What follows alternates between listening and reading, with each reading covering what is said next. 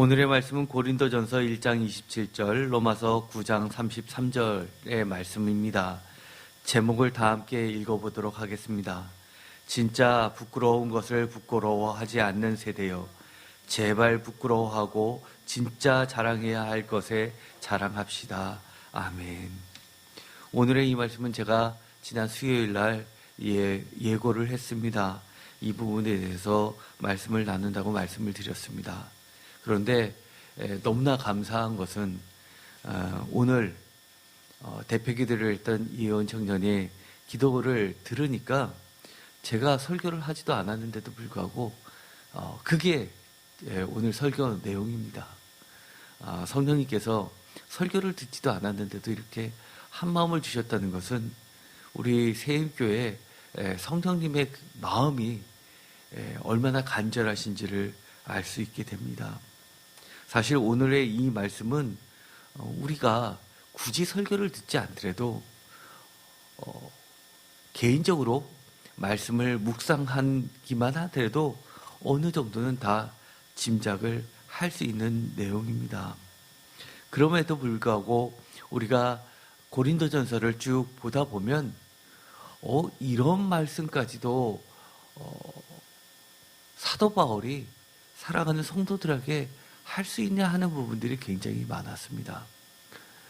예를 들어서 심지어 먹는 문제까지도 얘기를 합니다. 다 같이 식사를 하는데 부자들이 먼저 와서 다 먹었고 정말 볼품없는 것들만 남기니까 가난한 자들이 와가지고 제대로 먹지 못하니까 교회에서 먹고 마시기 위해서 모이는 거냐라고 굉장히 질책을 하시는 것을 보게 됩니다. 요즘 교회에서 만약에 그러면 그 얘기 듣고 아마 많은 분들이 떠나갈 겁니다. 치사하게 먹는 것 같고 얘기했다고. 그리고 그것을 듣는 사람들이 대부분이 어떤 사람이었냐? 질책의 대상이 누구였냐? 부자들이었습니다. 쉽게 말해서 교회의 중직들이고 교회에서 헌금 순이 많은 사람들이 헌금을 많이 하고 그 헌금 갖고 그렇게 다 같이 하는 교제 식탁을 마련했는데 내가 조금 더 먹었다고. 그리고 내가 집에서는 만찬을 즐기는데 교회 와서는 그렇게 만찬을 즐기는 것도 아니라 내가 낸 후원금 갖고 헌금 갖고 돈 갖고 그렇게 해서 내가 조금 더 먹었다고 그거 갖고 치사하게 그러냐고 아마 다 떠나갈 겁니다. 게다가 그러면 가난한 사람들은 좀 일찍 와서 다 같이 식사를 하면 될 것이지 늦게 와가지고 내가 이런 소리를 들어야 되냐라는 그런 얘기까지 할 겁니다. 그런데 사도 바울은 그런 문제까지도 시콜콜하게 다 얘기를 합니다. 심지어 이런 이야기도 하죠. 결혼의 문제에 대해서도 이야기합니다. 결혼은 좋은 것이더라도 결혼하게 되면 신부는 신랑을 위해서 살게 되고 신랑은 신부를 위해서 살게 되기 때문에 주님을 위해서 사는 것이냐 아니면 가정을 위해서 사는 것이냐라고 갈등할 수밖에 없기 때문에 나한테 묻는다면 하나님의 뜻이라고는 말하기는 어렵지만 그래도 결혼 안 한 사람은 결혼 안 한 채로 주를 위해서 그렇게 사는 것이 낫지 않겠냐라고 생각한다고까지 얘기를 합니다. 그런데 놀라운 것은 그런 얘기들이 어디에 들어가 있다고요? 지금 성경책에 들어가 있다는 겁니다. 여러분들이 성경책을 새롭게 구성한다고 칩시다. 성경평찬위원이라고 생각합시다. 많은 신앙의 본이 될 수 있는 여러 가지가 있는데 어떤 것은 넣고 어떤 것은 빼고 할 때 이거는 좀 스럽지 않아? 라고 뺄 가능성이 있는 것임에도 불구하고 성령님께서는 감동을 주셔서 하나님의 권위로 빼지 못하게 하셨다는 겁니다. 오늘 21세에 적용되다 보면 그런 것들이 굉장히 많이 있고 많은 사람의 상처를 줄 만한 것들도 많이 포함될 수 있다는 이야기입니다. 우리가 지난주에도 말씀을 보다 보니까 그런 것들이 있었죠. 야, 어떻게 이런 이야기까지 하지? 우리가 성경 공부할 때도 의아했던 질문들이 나오게 됐습니다. 어떤 잘못한 사람이 있으면 그 사람을 지목하여서 사귀지도 말라라고 하는 게 교회에서 사랑을 외쳐야 되는데 그렇게 말이 됩니까? 사실 21세기에 우리가 섬기고 있는 교회의 모습을 기준으로 한다 그러면 그런 일은 있을 수 없죠. 그런데 하나님께서는 그것을 표준으로 삼아서 이 성경에 집어넣으셨다는 겁니다. 왜요? 부끄럽게 하기 위해서라고 사도 바울이 이야기했던 이유, 그것은 지난 수요일 날도 이야기했죠. 유머처럼 기르기 위한 것이다 하는 것과 동전의 양면과 같은 거라고 이야기하겠습니다. 부끄럽게 하든 아니면 유머처럼 그렇게 따뜻하게 품어주고 기르든 최종 목적은 하나님 앞으로 더 가까이 가게 하기 위해서는 그 어떤 형태도 모두 다 유머와 같은 거와 다름이 없다라고 말씀을 드렸습니다.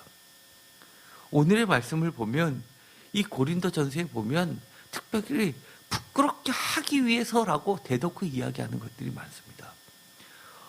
많은 분들은 그러다 보니까 이 고린도 전서는 정말 문제투성이 교회, 정말 신앙적으로 별로인 교회 이렇게 이야기하지만 제가 지난 수요일을 하도 이야기했습니다. 성경에 이 순서는 그만큼 중요도 순서대로 이 순서가 들어가는 겁니다. 그렇다는 이야기는 그 당시에 성경이 편찬될 당시 4세기를 기준으로 했을 때 이 고린도 교회가 차지하고 있는 위치, 이것은 굉장히 중요하고 영향력이 있었던 위치였다는 겁니다. 그만큼 앞자리에 있기 때문입니다.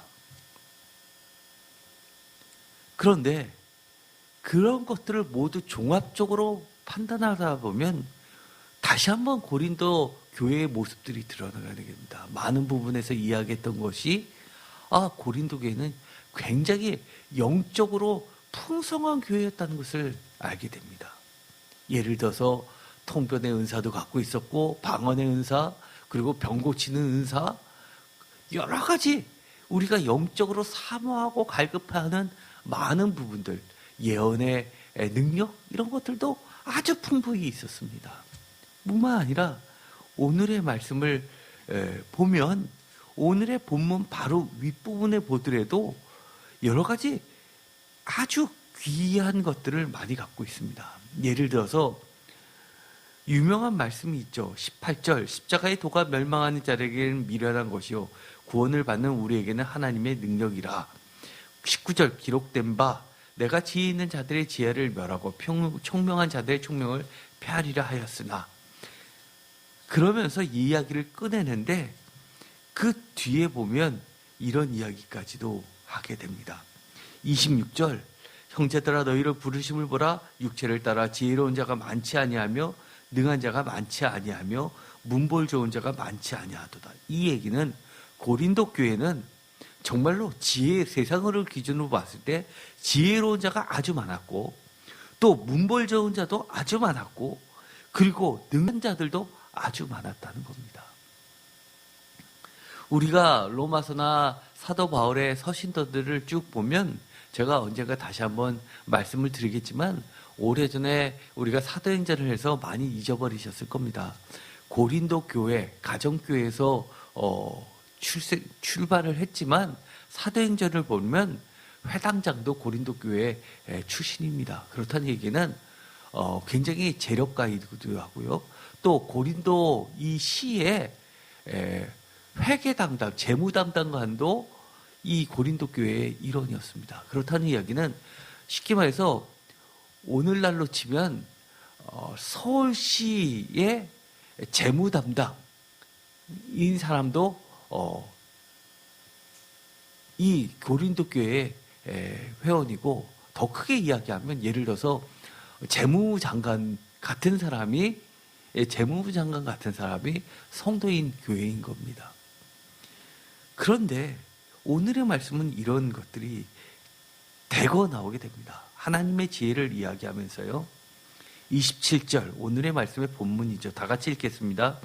그러나 하나님께서는 세상의 미련한 것들을 택하사 지혜 있는 자들을 부끄럽게 하려 하시고 세상의 약한 것들을 택하사 강한 것들을 부끄럽게 하려 하시며. 아멘. 여기서 보면 반복되는 말씀이 있죠. 부끄럽게 하려 하시고 부끄럽게 하려 하시며. 누구를요?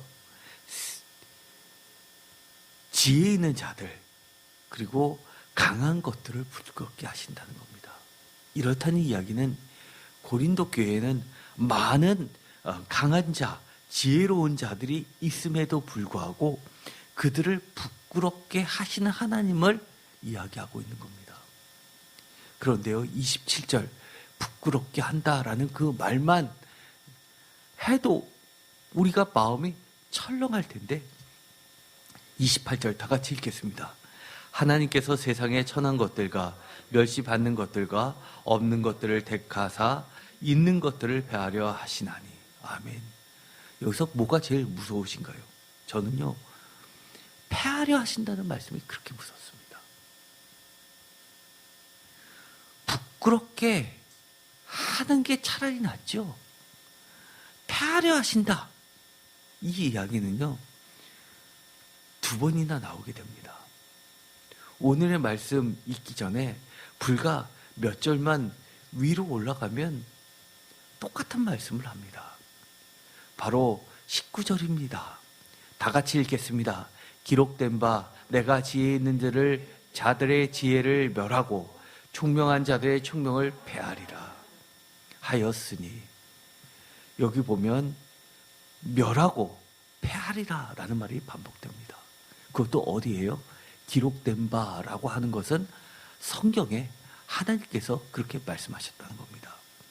여기 보면 성경에, 여러분들 성경에 기억되어 있고요. 밑에 각주에 보시면 이사야서 29장 14절 되어 있습니다. 하나님께서 패하시기 전에 사도 바울은 어떤 일들을 하냐 하면 부끄럽게 하는 겁니다. 왜 부끄럽게 할까요?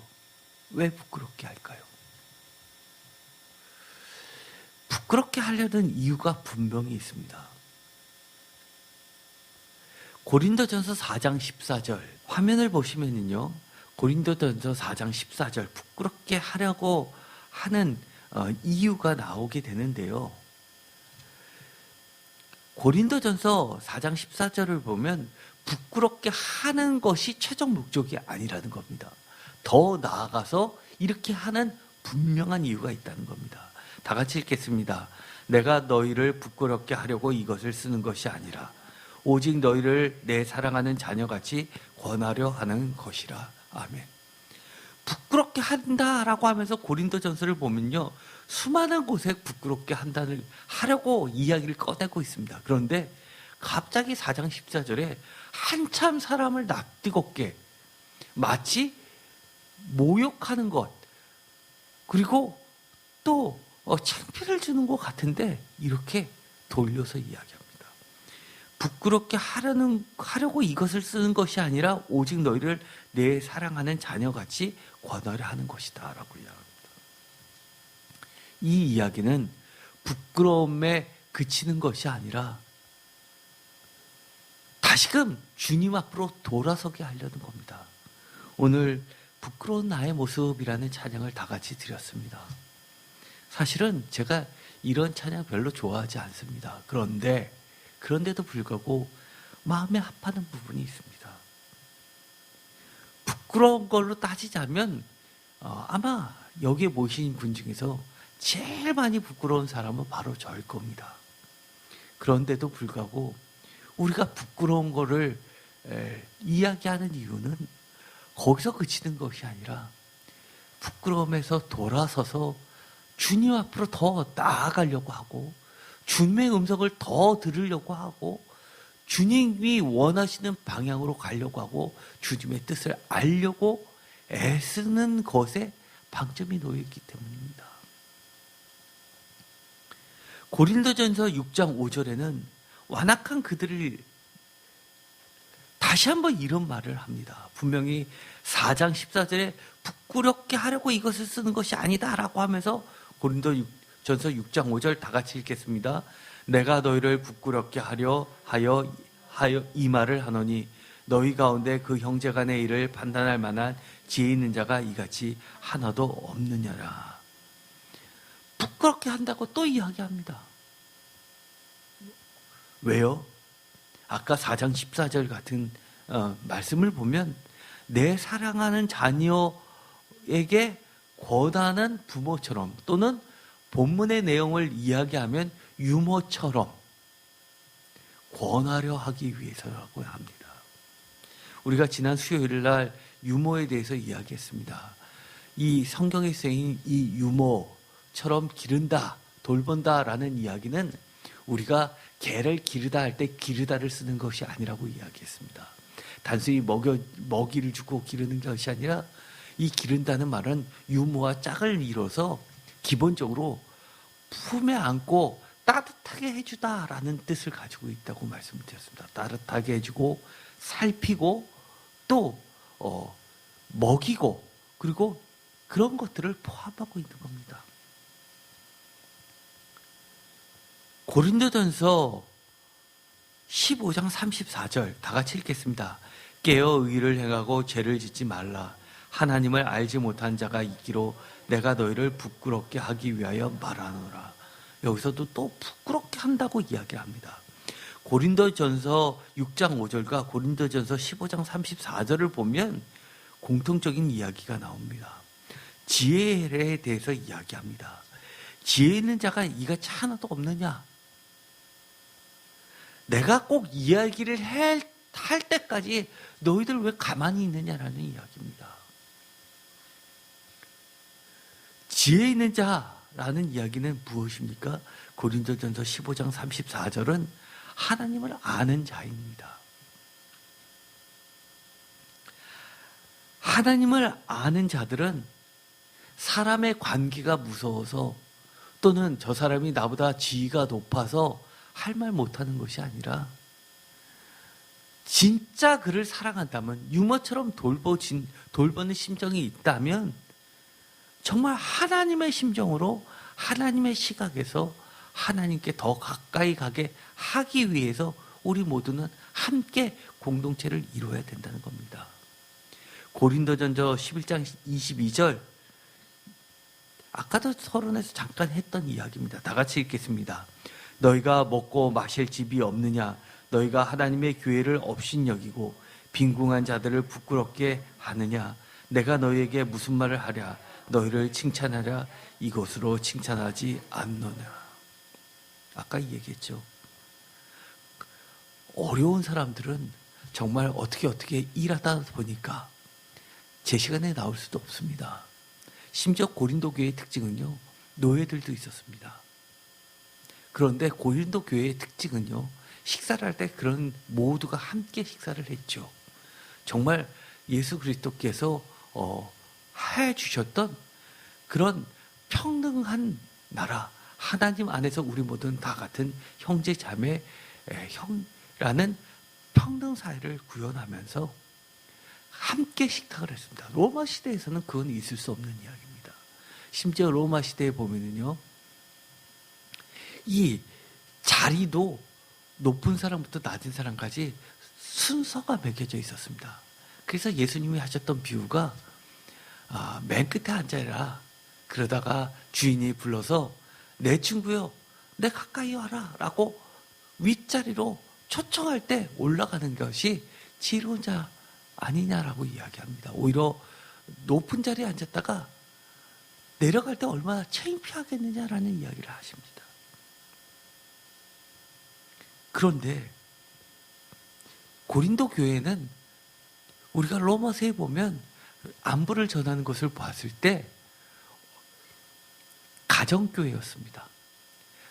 아주 부유한 사람이 자기 집을 교회로 내놨고 거기서 함께 식사하고 예배도 드렸습니다. 그런데 너희가 먹고 마실 집이 없느냐? 너희가 하나님의 교회를 업신여기고 빈궁한 자들을 부끄럽게 하느냐라고 하는 것을 보아서는 늦게 온 사람들은 다 찌끄러기만 먹게 되고, 또 시간적 여유가 많고 사교를 하던 그 높은 지에 있는 사람들은 먼저 와서 먹고 마시고 즐기다가 교회가 아니라 사교장으로 바뀌는 것을 보고 어떻게 칭찬할 수 있겠느냐라고 편지를 하게 됩니다. 그리고 이것이 회람되었습니다. 우리가 고린도 교회, 이 고린도전서라고 하는 것은 단순히 고린도의 하나의 교회만을 이야기하는 것이 아니라 많이 잡아야 10명에서 20명 정도 모인 가정교회가 여러 군데 나눠져서 그 모두를 통합했을 때 고린도 교회라고 지칭한다고 학자들은 보고 있습니다. 그래서 인근의 여러 교회들을 합쳤을 때 맥시멈 볼 수 있는 최대치로 볼 수, 하인까지 다 쳐서 최대치로 볼 수 있는 인원은 한 200명 정도로 봅니다. 학자들은요. 생각보다 작죠? 보통 각 교회마다, 가정교회마다 5명에서 10명일 것이다 봅니다. 보통 참여하면 가장이 자기네 가설들만 해도 그 정도 되는 거 아닙니까?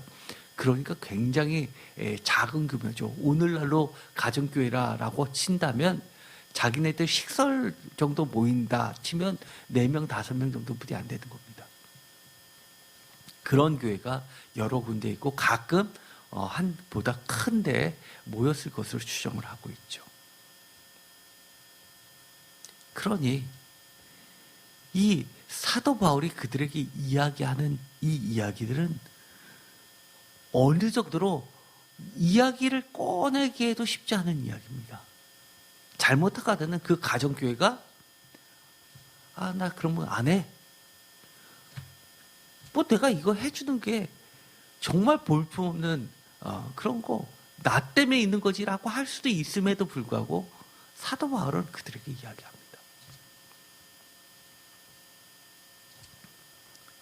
로마서에 보면 이런 말씀이 있습니다. 로마서 1장 16절 다 같이 읽겠습니다. 내가 복음을 부끄러워하지 아니하노니 이 복음은 모든 믿는 자에게 구원을 주시는 하나님의 능력이 됨이라. 먼저는 유대인에게요 그리고 헬라인에게로다. 아멘. 복음은 결코 부끄러움의 대상이 아닙니다. 이 복음은 모든 믿는 자에게 구원을 주시는 하나님의 능력이 되기 때문입니다. 그런데 이게 로마서에서만 있는 이야기입니까? 아니요, 그렇지 않습니다. 오늘 고린도전서에도 같은 이야기를 하는 겁니다. 27절 그러나 하나님께서는 세상에 미련한 것들을 택하사 지혜 있는 자들을 부끄럽게 하려 하시고 세상에 약한 것들을 택하사 강한 것들을 부끄럽게 하려 하시며 라고 하면서 그 뒤에 나오는 이야기 30절 너희는 하나님으로부터 나서 그리스도 예수 안에 있고 예수는 하나님으로부터 나와서 우리에게 다 같이 읽겠습니다. 지혜와 의로움과 거룩함과 무엇이요? 구원함이 되셨으며 뿐만 아닙니다. 이것이 한 번 나온 것인가요? 아닙니다. 21절 다 같이 읽겠습니다. 하나님의 지혜에 있어서는 이 세상이 자기 지혜로 하나님을 알지 못하므로 하나님께서 전도에 미련한 것으로 믿는 자들을 구원하시기를 기뻐하셨도다. 믿는 자들을 어떻게 해요? 구원하시려고. 왜요? 이 세상이 자기 지혜로는 하나님을 알지 못함으로 라고 이야기합니다. 그래서 이 고린도 교회는 문벌 좋은 사람도 있고 또 지혜로운 자가 있고 또 능한 자가 있지만 사도 바울은 자기가 하나님의 택하심을 받은 세상의 약한 자 그리고 세상에 미련한 자인데도 불구하고 복음을 너희에게 주었고 이 복음은 결코 부끄럽지 아니하고 하나님의 능력이기 때문에 너희들에게 참된 하나님의 심정을 가르쳐 준다라고 하면서 이 이야기를 다 하는 겁니다.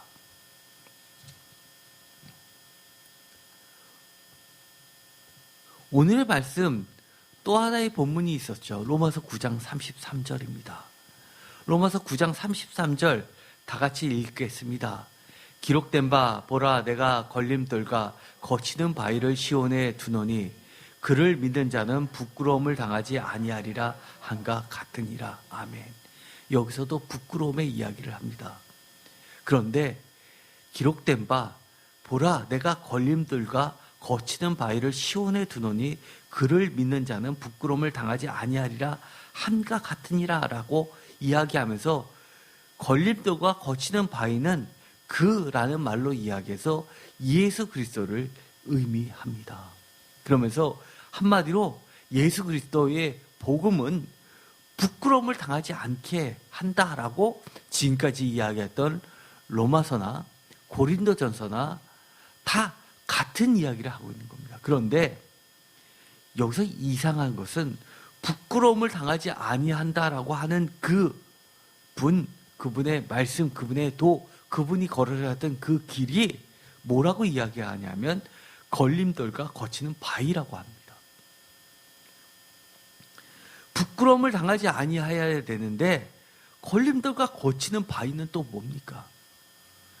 제가요 길거리 가다가 넘어진 적이 있습니다. 사람들 다 있는 데서. 그런 경우 많으시죠. 특히 겨울에 보면 미끄럽습니다. 그런데 미끄러져서 넘어지는데 정말 영화에서 보는 것처럼 그렇게 보기 좋게 미끄러지는 경우가 있습니다. 정말 붕 떠가지고 정말 뒤로 넘어지는 경우요. 쿵 소리가 나고 정말 아픕니다. 그런데도 불구하고 잽싸게 일어납니다. 왜요? 사람들이 쳐다보는 게 창피해서. 너무너무 창피합니다. 그리고 멀쩡하다는 듯이 툭툭 털고 가지만 사람들이 사면 너무 아파가지고 막 허리를 잡고 엉덩이를 잡고 손을 잡고 막 털면서 아무도 없을 때는 정말 죽을 정도로 아파합니다. 걸림돌과 거치는 바위에 넘어지면 기본적으로 부끄러워할 수밖에 없는데 걸림돌과 거치는 바위 그럼에도 불구하고 그를 믿는 자는 부끄러움을 당하지 않는다고 이야기합니다. 이 이야기는 로마서 9장 32절부터 읽으면 조금 더 이해가 됩니다. 다시 한번 32절부터 33절까지 한 목소리를 읽겠습니다. 어찌 그러하냐 이는 그들이 믿음을 의지하지 않고 행위를 의지함이라. 부딪히는 돌에 부딪혔느니라. 기록된 바 보라 내가 걸림돌과 거치는 바위를 시온에 두노니 그를 믿는 자는 부끄러움을 당하지 아니하리라 함과 같으니라. 아멘. 혹시 이 말씀 기억나십니까? 이 말씀 제가 로마서를 할 때 2016년 6월 25일 날 이 본문을 가지고 이 본문을 가지고 그 당시는 좀 더 큰 범위로 해서 9장 1절에서 33절까지를 설교를 한 적이 있었습니다. 그 중에서 살짝 들어갔던 내용인데 왜 이것이 부딪히는 돌, 걸림돌 그리고 거치는 바위인지를 말씀을 드렸습니다. 그래서 이때 설교 말씀을 꼭 찾아서 함께 보시기 바랍니다. 이 부분도 제가 블로그에다 링크를 걸어놨습니다. 그런데 이 구절은요, 로마서 9장 33절은 이사야서 8장 14절과 28장 26절을 두 개를 요즘 말로 이해하면 짜집기라고 하죠. 편집을 해서 그렇게 말씀 그대로 인용한 것이 아니라 두 말씀을 섞어서 놓았습니다. 시온에 둔 걸림돌과 거치는 돌, 이것은 말씀이신 예수 그리스도이십니다. 그런데 예수 그리스도를 유대인들은 정말 믿기가 어려운 분이셨습니다. 왜냐하면 믿음을 의지하지 않고 행위를 의지하기 때문에 예수 그리스도를 믿는다는 것은 부딪히는 돌일 수밖에 없었고 걸림돌이었고 거치는 바위였기 때문에 그들이 행위만을 의지할 때는 믿음을 얻지 못하고 걸려 넘어지는 돌일 수밖에 없다는 겁니다. 그래서 이 예수 그리스도는 그야말로 오래전부터 약속되어 있는, 이사야 때부터 약속되어 있었던 하나님의 거대한 구원 계획이었고, 하나님의 나라의 완성이라는 꼭지점에 놓여 있음에도 불구하고 그 구원의 꼭지점에 가지도 못하고 이전에 다 걸려지는, 부딪히는 돌, 걸림돌, 거치는 바위라는 겁니다. 그래서 그것을 믿음으로만이 뛰어넘어야지만 부끄러움을 당하지 않는 온전한 구원이 이룰 수 있다고 이야기를 하는 겁니다. 그래서 제가 그때 설교의 제목을 이렇게 정했었습니다. 행위로 말미암지 않고 오직 절대 주권과 은혜로 서는 불의가 없으신 하나님의 뜻이라는 제목으로 말씀을 전했습니다. 사실은요, 보통식으로 이 본문을 가지고 제목을 정한다면 행위로 말미암지 않고 오직 믿음으로 라는 말을 썼어야 되는데, 이 믿음이라는 것을 다른 말로 제가 바꿨을 때 오직 절대 주권, 하나님의 주권과 은혜라는 말로 믿음을 바꿔놨던 겁니다. 그것이 곧 하나님의 뜻이라는 겁니다. 여기서 보면 헬라어 원문은요 보다 명확하게 이야기를 합니다. 9장 32절 다시 한번 본문을 보면요, 믿음을 의지하지 않고 행위를 의지함이라 라는 이 표현은요, 헬라어 원문을 직역을 하면 이렇습니다. 에크는 프롬이란 뜻이고요, 피스테오스는 믿음입니다. 우쿠하고 그 뒤에 알라는요, not a but be라는 영어 구문하고 똑같습니다. 그 다음에 뒤에 오스는 뭐뭐처럼이라는 뜻이고요, 그 다음에 x는 from이라는 뜻이고 에르고는 행입니다. 그래서 우쿠 에크 피스테오스 알 오스 엑스 에르곤이라는 말은요, 글자 그대로 번역하면 이겁니다. 믿음으로부터가 아니라 행위로부터인 것처럼입니다. 보다 정확하게 원문의 뜻을 살려서 이 32절을 보면은요, 행위를 의지함이라기보다도 행위를 한 것처럼입니다.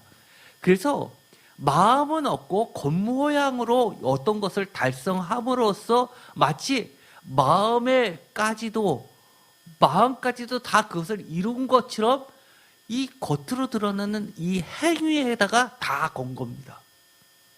이해되십니까? 예를 들어서요, 오늘의 예배도 마찬가지입니다. 우리가 믿음으로 예배를 드린다고 하죠. 그런데 믿음도 안 가지고 예배에 참석했다는 것만으로 내가 마치 믿음이 있는 것처럼 생각하면 안 된다는 겁니다. 우리가 예배를 참석하는 것은요, 믿음이 있기 때문에 예배가 예배인 겁니다. 이해되시죠? 우리가 유대인들의 행위라는 것을 너무 평가절하해서 너무 쉽게 이야기하는 경우들이 많이 있습니다.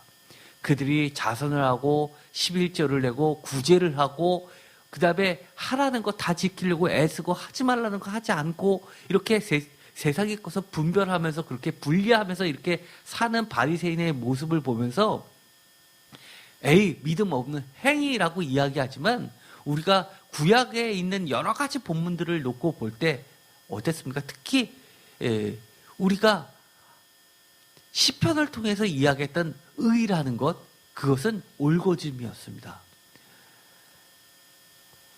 우리가 부족함에도 불구하고 부끄러움에도 불구하고 하나님의 말씀을 끝까지 올곧게 쫓아가려던 그런 마음을 당하고 뜻을 당하는 그 전심이 있었던 겁니다. 그런데 그것이 나중에 어떻게 변질이 되냐면 했다 안 했다 이것으로서 모든 것을 이룬 것처럼 이야기합니다. 주님은, 하나님께서는 끊임없이 토라에서부터 뭐라고 얘기하냐면 뭐 해라 뭐 하지 말라가 아니라 나를 사랑하라고 얘기했습니다.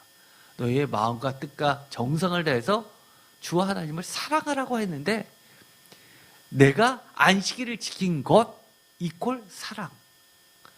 내가 진심으로는 하나님을 사랑하지도 않으면서 안식일을 지켰으니까 내가 하나님에 대한 사랑을 전심으로 다했어 라고 하는 그 에로건 행위를 지금 뭐라고 이야기하냐면 사도 바울은 바리새인임에도 불구하고 행위로부터인 것처럼 오스라는 말을 굳이 넣은 겁니다.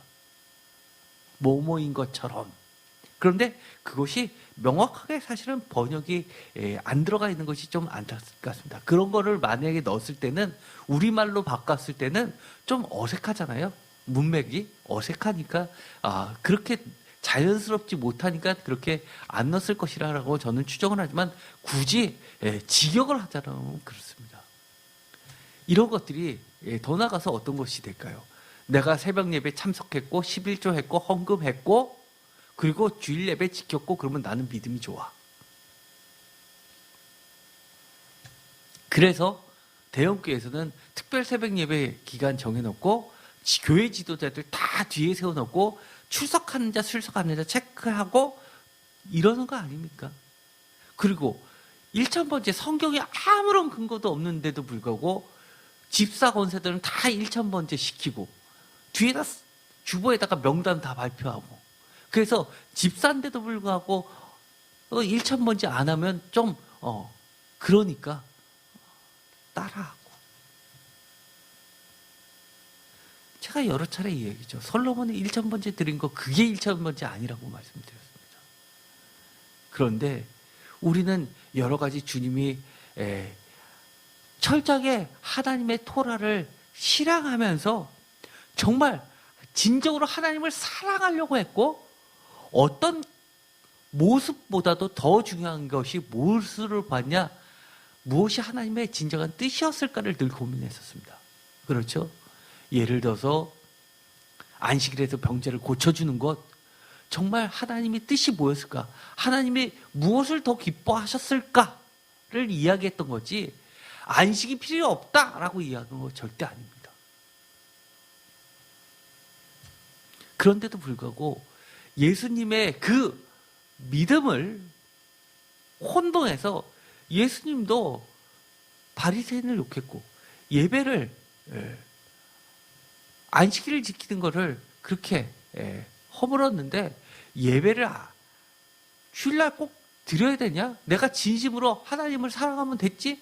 그리고 마음으로 믿었으면 됐지? 나 지금 예수님 믿어. 하나님 믿어라고 이야기하는 것은 진짜 그 마음에 하나님을 사랑하는 게 있냐? 예수님을 사랑하는 게 있냐? 예수님을 다른 것보다 더 사랑하느냐? 덜 사랑하느냐? 그 질문 앞에는 바로 쓰려고 하지 않는다는 겁니다. 우리가 이런 사람들을 많이 보죠. 저도 그랬습니다. 제가 병원에 있었습니다. 교회에 나올 수 없었습니다. 너무너무 고마운 건 제가 설교도 못하는데 저 대신 이곳에 나와서 옛날에 올렸던 그 동영상을 틀어놓고 이 예배자를 지켜주셨던 성도님들 생각하면 가슴이 벅찹니다. 그 시간에 저는 병실에 있으면서 하나님 저 제발 빨리 나가서 교회에서 예배 드릴 수 있게 해주세요라고 했습니다. 예배 교회 와서 드리고 안 드리고가 중요한 게 아니라 그 속에 얼마나 하나님을 사랑하고 예수님을 사랑하고 예배를 중요시하는 그 마음이 있었던 겁니다. 로마서 10장 9절 내가 만일 내 입으로 예수를 주로 시인하며 또 하나님께서 그를 죽은 자 가운데서 살리신 것을 내 마음에 믿으면 구원을 받으리라. 사람이 마음으로 믿어 의에 이르고 입으로 시인하여 구원에 이르느니라. 성경에 이르되 누구든지 그를 믿는 자는 부끄러움을 당하지 아니하리라 하니 저는 이것처럼 정말 대표적으로 오용하는 성경 구절 없다고 봅니다. 사람들이요 내 입으로 예수를 주로 시인하면 구원이 이루어진다고 믿고 있습니다. 이 구절 때문에요. 그래서 나는 예수님 믿어라고 했으면 끝 이럽니다. 그러나 이 로마서 10장 9절의 말씀은 제가 로마서 할 때도 그랬죠. 그 당시는 내가 예수님을 주로 입으로 시인하는 순간 나는 화형을 당할 수도 있고 사자밥이 될 수도 있고 그럼에도 불구하고 그 앞에서 철저하게 내 입으로 예수님을 주로 시인하여 마음으로 믿어야 제 구원을 받는다고 이야기를 하는 겁니다. 여기는 입만이 아니라 최종적으로 내 온 몸과 인생을 걸고라는 것이 들어가 있는 겁니다. 그런데 그 내용이 다 사라지고 입만 가지고 예수님 믿으려고 하는 사람 많습니다. 로마서 10장 11절에 성경에 이르든지 누구든지 그를 믿는 자는 부끄러움을 당하지 아니하리라.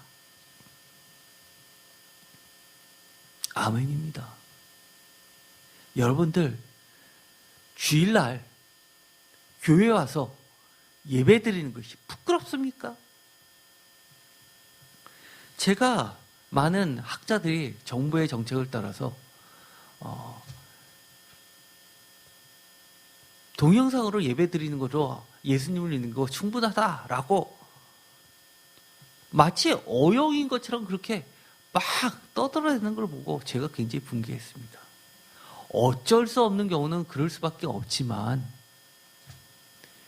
여러 가지 여건이 되고 조건이 되면 최대한 어떻게든지 교회에 나와서 예배를 드려야 됩니다. 왜냐하면 자꾸 교회 안 나오고 비대면으로 동영상으로 예배를 드리다 보면 어느 순간 신앙이 잃어버리게 됩니다. 라는 얘기를 했습니다. 지금 결과 사회적으로 다 나타나고 있습니다.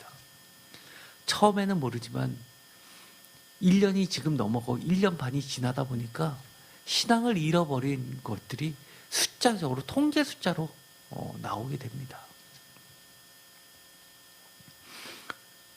설문조사를 했는데 지금은 청년들 중에서 내가 예수님을 믿는다, 앞으로도 계속 믿을 것 같다라고 하는 게 10%뿐이 안 나왔죠. 앞으로는 예수님 믿을 것 같지 않다라는 이야기가 더 많았습니다. 절대 다수였습니다. 여기서 특별히 원문에서 이 거치는 돌 또는 이 거치는 돌에서 이 거치는이라는 말은요, 원문에는 스칸달론이라는 말을 씁니다. 스칸달론, 이것은 현대 영어에서는요 스캔들의 어원이 됐습니다. 이 스캔들이 뭘까요? 거치는 돌에서 돌은 따로 있고요, 거치는에서 이 거치는이 스캔달론이라는 원문을 쓰는데요, 이것은 표준 국어 대사전에 보면 이렇습니다. 매우 충격적이고 부도덕한 사건 또는 불명예스러운 평판이나 소문, 쉽게 말해서 추문이죠. 이거에 어원이 되었습니다.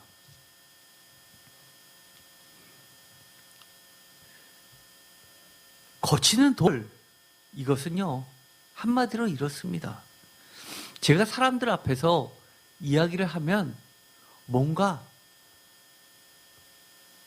관계가 깨질 것 같으니까 숨기고 싶습니다. 야, 요즘 때가 어느 때인데 너 교회를 다닌다고?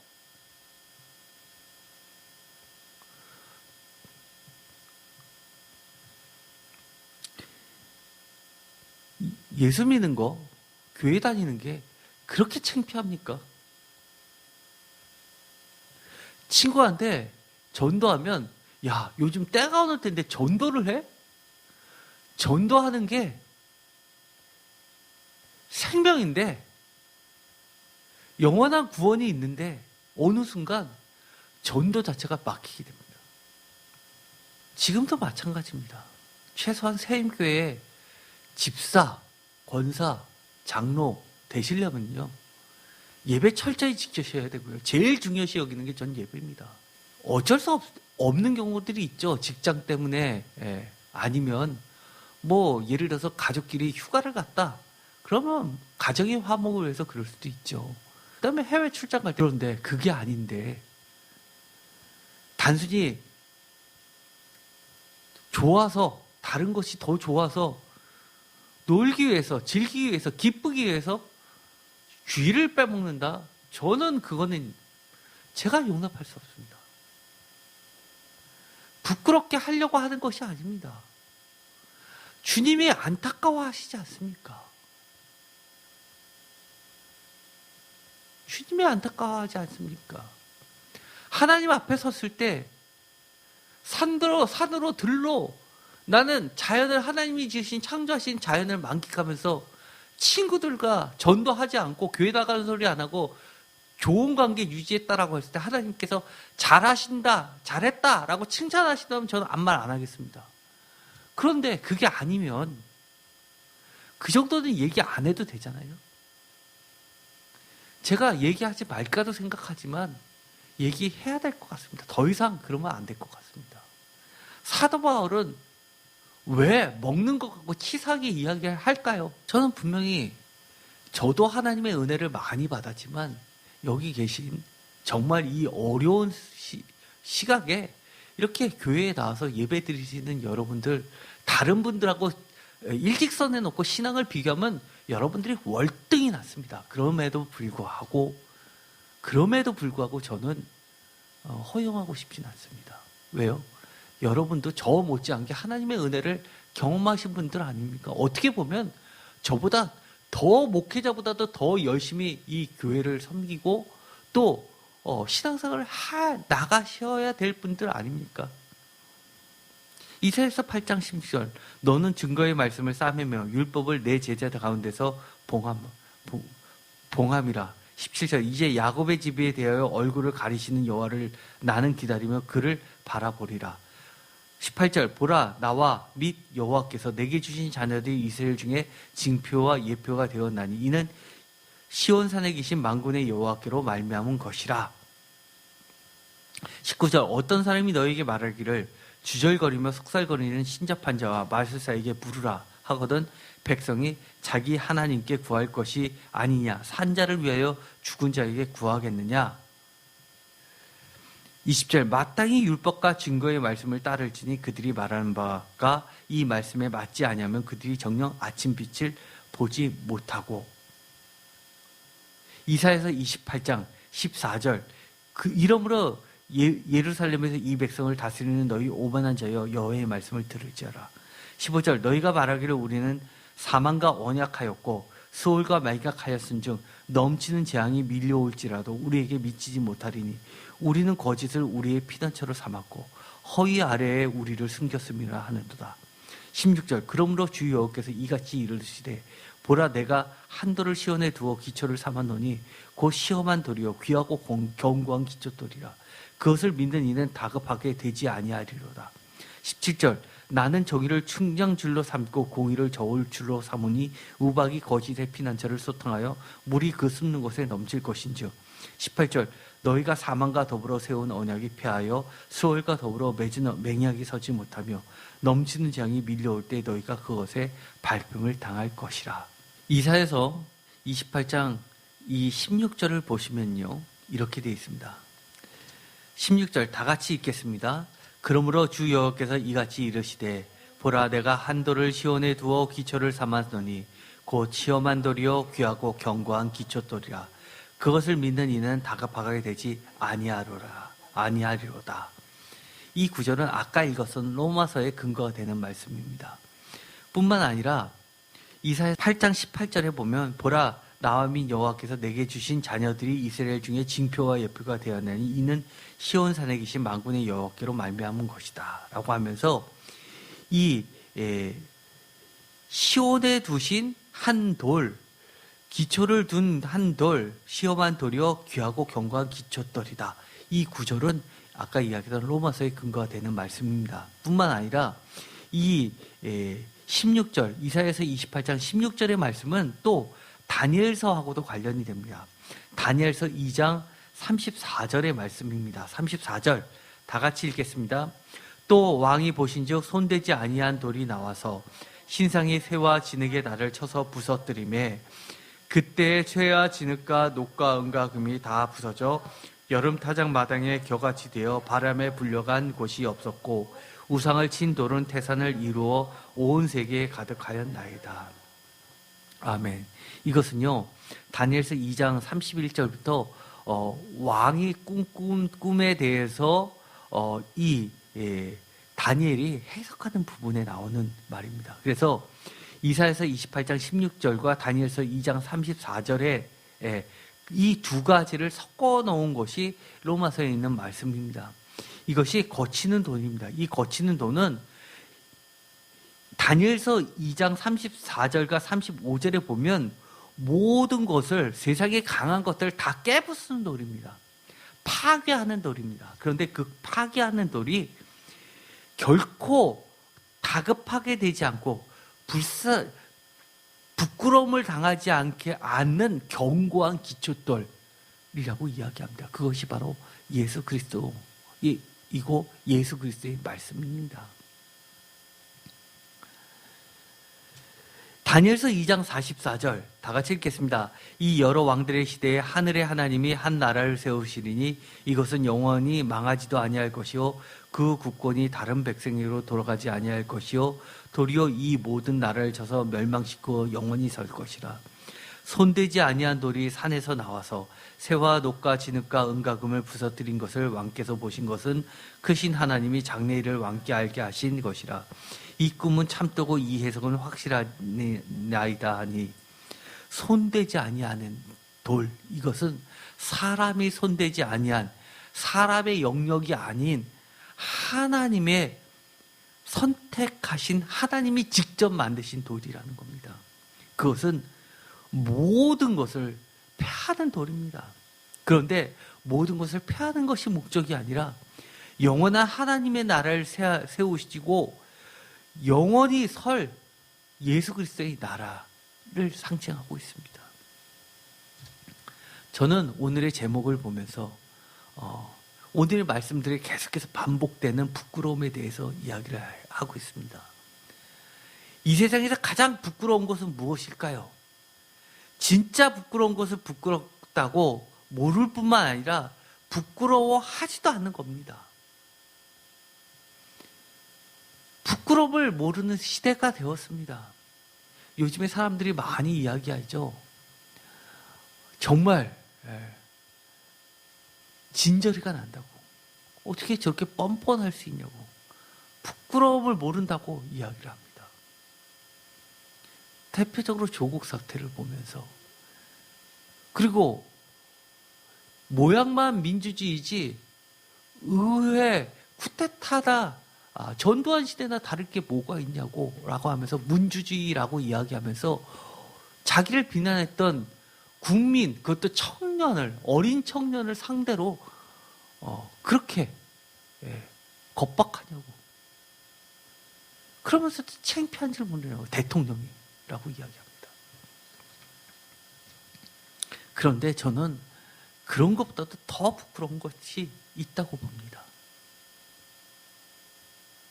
사람들은 더 부끄러운 걸 찾는다면 옛날 박근혜 시대 때 최순실 사태를 떠오르지만 그것도 아닙니다. 그것도 아닙니다. 저는 이 세상에서 가장 부끄러운 것이 뭐냐라고 한다면 진짜 부끄러운 것을 부끄럽다고 모르는 것 자체, 그리고 모를 뿐만 아니라 알더라도 부끄러워하지 않는 것 자체가 진짜 부끄러운 거라고 봅니다. 이런 것들은요, 부끄러움을 모르기 때문에 부끄러움에서 돌이킬 수도 없고, 나아가서 부끄러운 것을 아는데도 부끄러워하지 아니하면 돌이키지도 않기 때문입니다. 왜냐하면 이것은요, 하나님을 아는 지식이 없거나 하나님을 안다고 하지만 하나님의 은혜를 경험했지만 하나님에 대한 올바른 지식이 아니라 잘못된 지식을 갖고 있기 때문입니다. 그래서 오늘 제가 여러분과 다 함께 불렀던 부끄러운 나의 모습에서 중요한 부분, 부끄럽다면 제 부끄러움을 그대로 받아주세요. 제가 주님의 음성을 들으려고 합니다. 주님께로 더 나아가려고 합니다라는 그 부분이 제가 감동을 받아서 함께 찬양을 부른 겁니다. 부끄러움을 지적하면 발끈 화내지 마시고 정말 하나님 속상해 하셨죠? 라고 좀 그쪽으로 돌아갔으면 좋겠습니다. 성경에 보면 가장 성경책을 모르는 사람들도 다 아는 내용이 있습니다. 선악과 이야기입니다. 선악과와 부끄러움의 관계를 보여주고 있습니다. 죄는요, 부끄러움과 관련되어 있습니다. 우리가 선악과 얘기 다 알죠? 더 이상 할 얘기도 없습니다. 선악을 안다고 착각하지만 정작 참된 지식인 하나님을 모르기 때문에 선악을 알게 하는 하나님과 갖게 되는 그 나무의 열매를 따먹었지만 정작 하나님이 되지는 못합니다. 왜요? 하나님을 모르기 때문입니다. 창세기 3장에 보면 이렇게 되어 있습니다. 7절 다 같이 읽겠습니다. 이에 그들이 눈이 밝아져 자기들이 벗은 줄을 알고 무화과 나무 잎을 엮고 치마로 삼았더라. 그들이 그날 바람이 불 때 동산에 거니시는 여호와 하나님의 소리를 듣고 아담과 그의 아내가 여호와 하나님의 낯을 피하여 동산나무 사이에 숨은지라. 아멘. 이 구절 모르시는 분 없죠? 선악과를 따먹었습니다. 실제로 눈이 밝아졌습니다. 그래서 자기들이 벗은 줄을 알게 돼서 부끄러워서 숨게 됩니다. 무화과 나무 잎을 엮어서 치마로 가립니다. 그런데 그날 바람이 불 때 동산에 거니시는 여호와 하나님의 소리를 듣게 되고 아담과 그의 아내가 여호와 하나님의 낯을 피하여 동산나무 사이에 숨게 됩니다. 이것은요, 두 가지 이야기를 하고 있는 겁니다. 죄의 문제와 부끄러움의 이야기를 합니다. 세상의 지혜로는 그들이 눈이 밝아졌다라는 것은 세상의 지혜를 이야기합니다. 그런데 세상의 지혜는 있지만, 그래서 벗은 줄은 알지만 정작 모르는 겁니까? 하나님은 모르는 겁니다. 아까 고린도전서에서도 뭐라고 했습니까? 세상의 지혜로는 하나님을 알지 못한다고 이야기합니다. 왜 하나님을 알지 못한다고 제가 이야기를 하냐? 그들이 부끄러우니까 하나님의 낯을 피해서 숨습니다.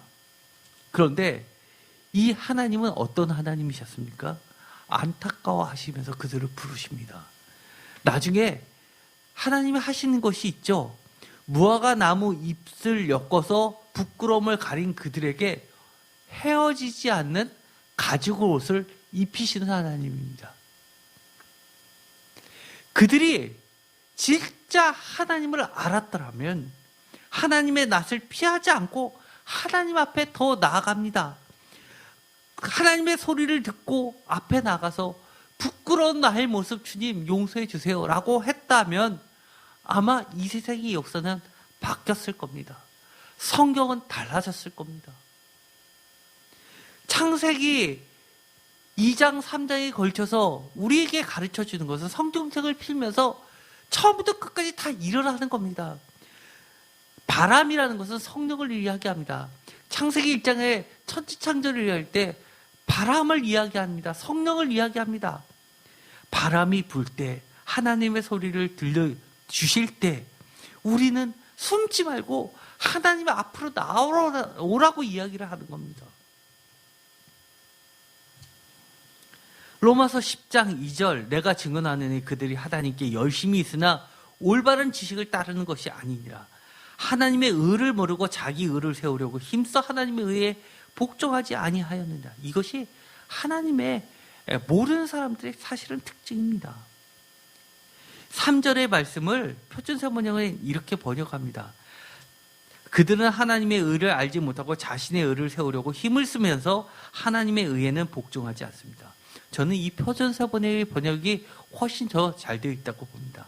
하나님의 의를 모르면서도 알지 못하면서도 하나님의 의에는 복종하지 않는 것. 그러면서도 자신은 하나님을 안다고 그러면서 여러 가지 모양을 해서 하나님께 열심을 가지고서 하고 있지만 결국은 그 하나님에 대한 열심이라고 하는 것이 결국 자신의 의만 세울 뿐이라는 겁니다.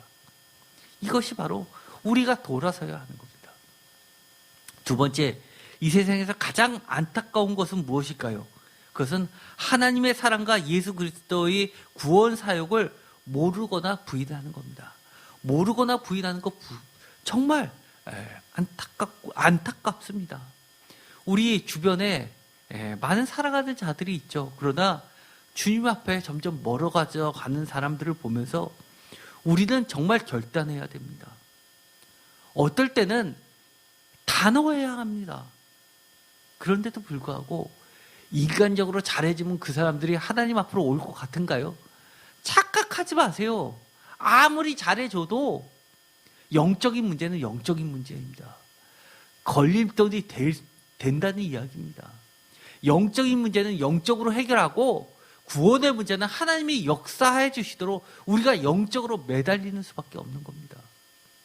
저 그런 사람들 많이 봤습니다. 저 지금까지도 정말 후회하고 있는 것이 있습니다.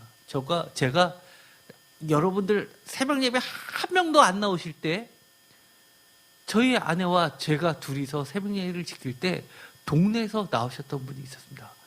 정말 초신자였습니다. 불교 믿던 분이었는데 어쩌다 나오셔서 성경 말씀 듣고 나서는 성경 말씀 배우는 게 좋아서 1년 동안 우리 교회에 나오셨습니다. 그분 때문에 동영상이 올라가기 시작했습니다. 그런데 그분이 남편이 예수님을 안 믿다 보니까 새벽 예배 안 나가기만 하면 당신 해달라는 거 다 해주겠다. 새벽 예배 나간다고 그러면 당신하고 이혼하겠다고 가출하셨습니다. 그래서 저한테 전화가 오셨습니다. 어떻게 할까요? 그래서 제가 차마 그래도 시닥으로 이겨내야 됩니다라고 하지 못하고 가정을 지키십시오. 그러나 제가 계속해서 설교 동영상을 올릴 테니까 집에서 가정에서 예배 드리면서 신앙생활을 유지하십시오라고 했지만 그 이후로는 소식 못 들었습니다. 제가 누차 얘기했죠. 주일날 다른 약속 잡지 말라고. 예배 시간에 우리 예배 시간 끝나는 시간 1년 12달 거의 비등합니다. 그런데 그 빡빡한 시간에 약속 잡아가지고 예배 끝나기도 전에 시간 체크하면서 중간에 나가지 마세요. 예배는 내 거를 다 포기하는 과정 속에서 예배가 드려지는 것이고 하나님의 구원 사역을 무시하는 사람한테 내가 그만큼 하나님 중요하다라는 거 보여주지 않은 이상은 절대 오지 않습니다. 일 있을 때마다 교회 안 나가면서 뭐 좋은 거 생길 때마다 교회 안 나가면서 왜 나한테는 교회 나라고 해? 나도 마음으로만 믿으면 되지 라고 하면 뭐라고 이야기하실 겁니까?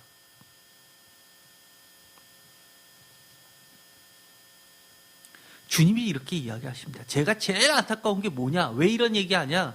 마태복음 10장 32절 누구든지 사람 앞에서 나를 시인하면 나도 하늘에 계신 내 아버지 앞에서 그를 시인할 것이요. 33절 다 같이 읽겠습니다. 누구든지 사람 앞에서 나를 부인하면 나도 하늘에 계신 내 아버지 앞에서 그를 부인하리라. 나를 부인하지 않았다고 그렇게 이야기하지 마십시오. 다른 일 생길 때마다 예배 안 드리면서 내가 진짜 급한 일 생겨가지고 하나님 도와주세요라고 할 때 하나님이 너보다 급한 사람 많으니까 그 사람부터 다 해놓고 그 다음에 너 구원해 줄게 라고 한다면 여러분 뭐라고 이야기하실 겁니까? 이 이야기는요 마태복음 10장 32절 33절은 그만큼 하나님과 예수님은 인격적이시라는 겁니다. 인격적이시라는 겁니다. 세 번째, 이 세상에서 가장 불쌍한 것은 무엇일까요? 저는 이렇게 봅니다.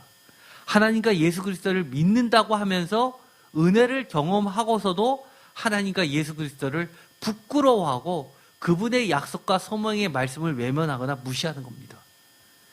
하나님과 예수 그리스도로부터 받은 은혜에 걸맞게 살지 못하는 것, 더 나아가 못하면 은혜를 갚으려고 더 가까이 가야 함에도 점점 내 생각과 의지를 앞세우는 것이 저는 가장 불쌍하다고 봅니다.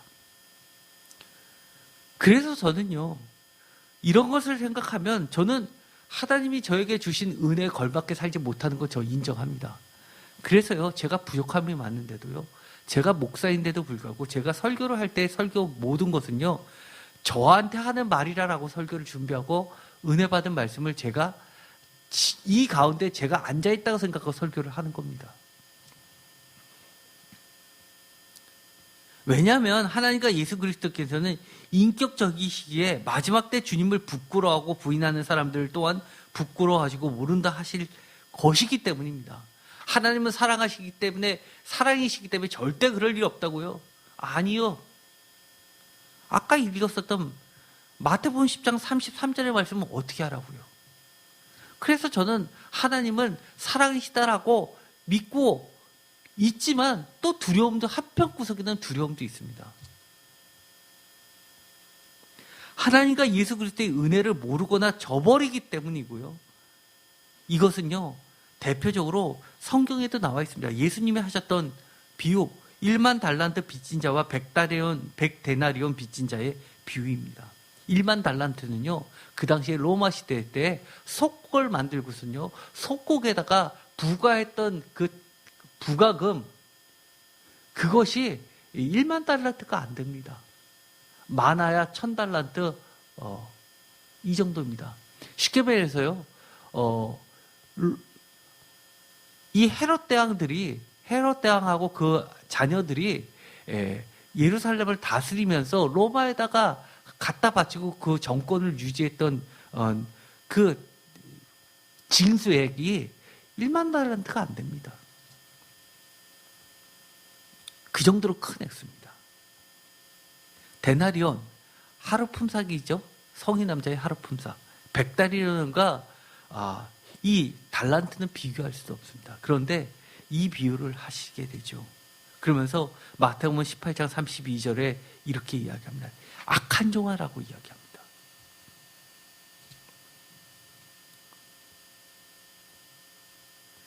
우리는요,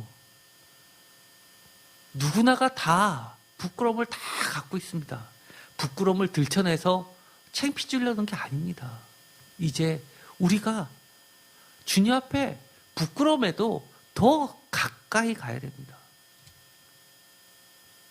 시인한다, 부인한다고 하면 순교하는 박해하는 그런 시대만을 생각하시는 분들이 많이 있습니다. 그러나 가장 쉬운 요즘 신앙생활을 예를 든다면, 하나님과 예수 그리스도를 소중히 생각한다면 반드시 교회도, 말씀도, 예배도, 주일도, 성경 공부도, 전도도, 봉사도, 헌신도, 헌금도 자신의 입장이나 사람들의 이해관계보다 언제나 늘 중요하게 여길 수밖에 없다는 겁니다. 그래서 저는요, 내년에는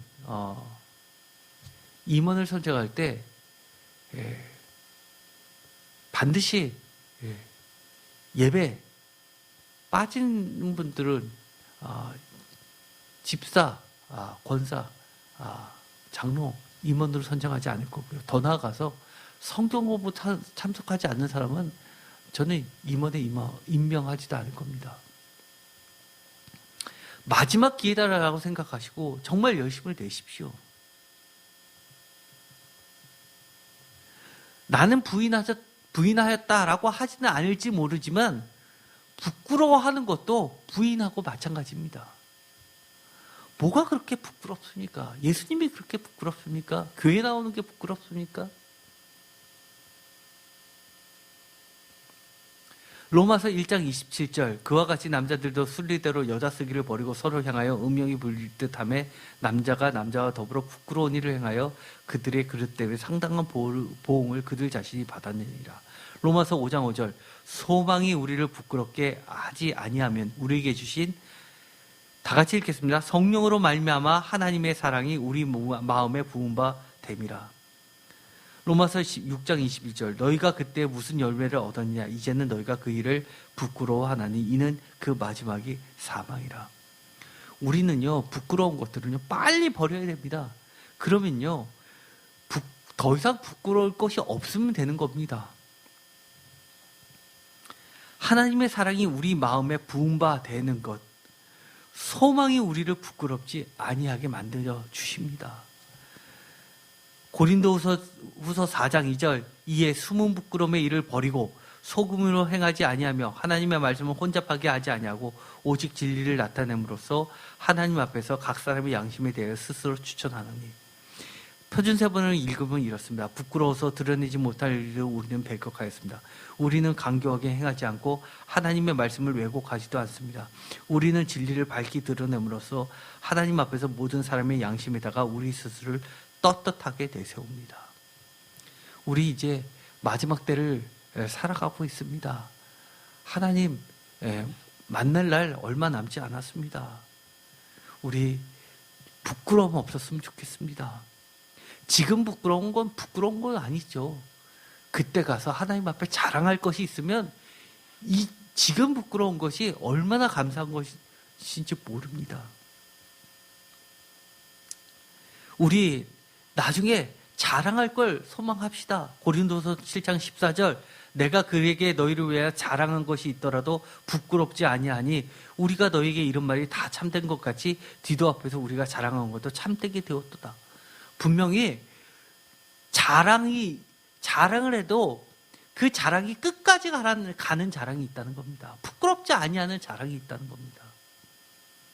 고린도후서 9장 4절 혹 마게도냐인들이 나와 함께 가서 너희가 준비하지 아니한 것을 보면 너희는 고사하고 우리가 이 믿던 것에 부끄러움을 당할까 두려워하노라. 이 믿던 것에 부끄러움을 당할까 두려워하노라. 너희가 준비하지 아니한 것, 이거는 배경이 되는 것은 예루살렘 교회가 어려움을 당했습니다. 그래서 모교회인 예루살렘 교회를 위해서 이방 교회들이 헌금을 걷었습니다. 헌금을 걷어서 미리미리 준비해서 가는 문제를 하면서 이렇게 이야기를 하는 겁니다. 요즘에는요, 헌금을 얘기하면 막 비난을 합니다. 지금은 그런 시대가 됐습니다. 목사님이 돈에 얻어와가지고 헌금 강조한다고. 그러나 우리 본질을 한번 봅시다. 헌금 이 문제도요, 결국은 내 재산을 포기하고 내 재산보다 뭐가 더 가치 있고 귀하다고 여기는 겁니까? 하나님과 하나님의 나라와 예수 그리스도와 교회와 예수 그리스도의 말씀이 더 중요하다는 것에 대한 표시입니다. 우리가 자꾸 행위로 가지 말고 행위인 것처럼 하지 말고 믿음으로 갑시다. 고린도후서 10장 8절 주께서 주신 권세는 너희를 무너뜨리려고 하신 것이 아니요 세우려고 하신 것이니 내가 이에 대하여 지나치게 자랑하여도 부끄럽지 아니하리라. 지나치게 자랑하여도 부끄럽지 아니하는 것 분명히 있습니다. 빌립보서 1장 20절 나의 간절한 기대와 소망을 따라 아무 일에든지 부끄럽지 아니하고 지금도 전과 같이 온전히 담대하여 살든지 죽든지 다 같이 읽겠습니다. 내 몸에서 그리스도가 존귀하게 되게 하려 하나니 아멘. 제가 말하는 것이 이겁니다. 우리가 끝에 가도 부끄럽지 아니하는 것 하나 있습니다. 우리 몸에서 우리가 이 땅에 주님이 주신 이 땅에서 우리가 우리의 몸으로 살 동안에 그리스도가 존귀하게 되게 하는 모든 행위들, 그런 마음들, 이 모든 것들은 결코 부끄럽게 되지 않습니다. 우리가 부끄러운 걸 부끄러워하고 정말 자랑할 것을 자랑하게 되는 우리 모두가 되기를 축원드립니다. 기도하고 마치겠습니다. 하나님, 우리가 이 땅에서 살면 얼마나 살겠습니까? 이 땅에서 누리고 즐거워하면 얼마나 누리고 즐거워하겠습니까? 영원한 번향 하나님 나라를 향해 갈 때, 주님 앞에 섰을 때 진짜 자랑할 수 있는 것을 이 땅에서도 자랑하며 살게 하여 주시옵시고, 하나님 앞에 섰을 때 정말 부끄러워할 것들에 대해서 이 땅에서도 부끄러워할 수 있게 하여 주옵소서. 우리가 이 땅에 살면서 현재 부끄러운 것들을 알고 깨닫게 하여 주시옵시고, 어서속히 주님의 음성이 들릴 때 주님 앞에 나아가게 하여 주옵소서. 세상의 지식으로 주님을 섬기는 것이 아니라, 잘못된 지식으로 주님을 섬기는 것이 아니라, 하나님을 올바로 아는 지식을 가지고 하나님을 올바로 믿음으로 섬기게 하여 주시옵소서. 예수 그리스도의 이름으로 기도드렸습니다.